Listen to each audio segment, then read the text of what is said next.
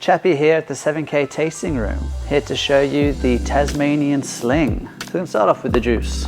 45 ml of pineapple juice, 45 ml of our Tasmanian Modern Gin, 30 ml of lime juice, 30 ml of a orange liqueur.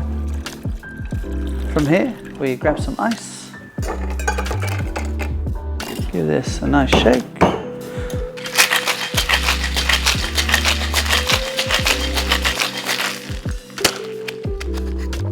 There we are. Smells pretty good. Get a nice tall glass to strain into.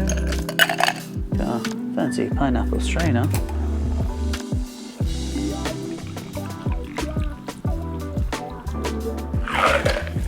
And then add about 20 ml of our raspberry gin. There we go. Can't forget the garnish, but nice bit of mint, some of our very own pineapple, and of course we'll need a straw for this as well. You got the Tasmanian Sling, nice raspberry, ginny, pineapple-y,